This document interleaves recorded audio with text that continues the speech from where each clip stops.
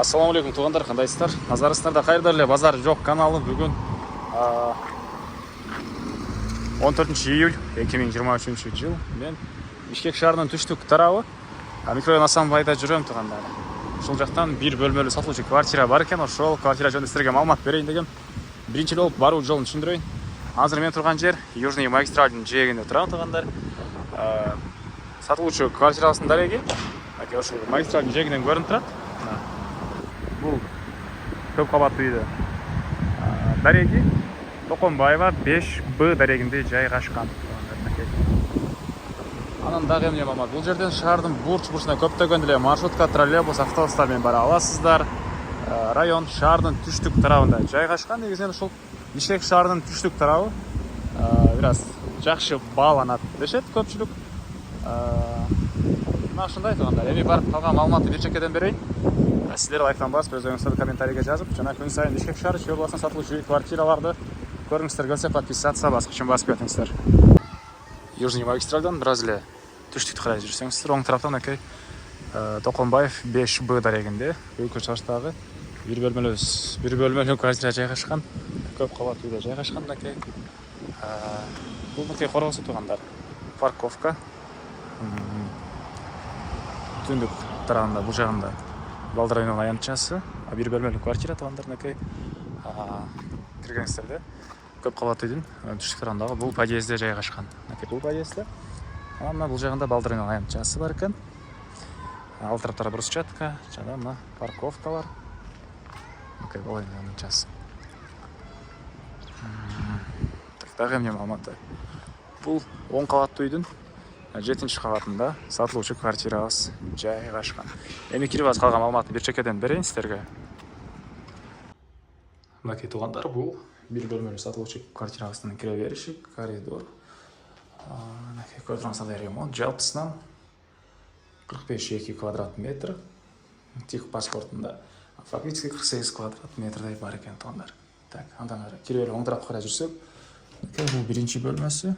Мына чоң бир бөлмө. Негизинен кошуналар тугандар ушул бир бөлмөнү 2 бөлмө кылып алгандары деле бар экен. Бул квартирасы бир бөлмөлүү. Кошуналар сыяктуу 2 бөлмөлүү кылып ортосуна бөлүп алсаңыздар деле болгодай тугандар. Документтер боюнча тех паспорту, купли-продажа, бардык документтери бар экен. Отопление газовый. Газ, калган коммуникациянын баары бар тугандар. Мынакей көрүп тургансыздардай ремонт. Полдарлы ламинат экен. Так, мебелдер боюнча айтсак, стройный мебелдер калат. Калган мебелдерди алып кетебиз дейт. Техника боюнча айтсак, кондиционер. Дагы эмне азал жакырганда эстейм. Ошол кээ бир техникалар деле калат тугандар. Чыгыш тарабынан чоң мынакей терезе. Чыгыш тарабынан чоң терезе. Анан мектеп, садиктер боюнча айтсак, бул жагы мынакей уже 12-чи микрорайон, чоң көчөнүн ар жагы магистралдын. Мектептер, садиктерге ошол жерге барышат. Жана бул жагында ислам мектеби да бар экен тугандар. Так, дагы эмне маалыматы? Андан ары калган бөлмөлөрдү силерге бир чекеден көргөзөйүн.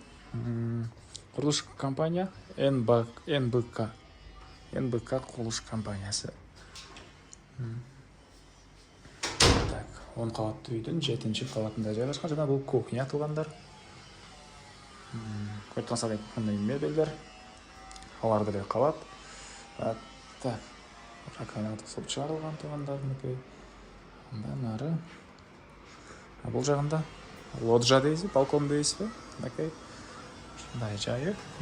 Бул ложан деле чыгыш тарабынан терезелер орнотулган тугандар мынакей. Южный магистраль көрүнөт. Бул жакта балдардын аянтчалары көрүнөт экен. Парковкасы. Дагы эмне маалыматы? Видеонун башында айткандай, шаардын түштүк тарабы тугандар. Жакшы райондордун бири. Так. Андан ары бул жакта мынакей душ, ажаткана. Көрүп тургансыздар, ремонт. Осы Аристон деле кетип, бул Аристон деле калат тугандар. Так.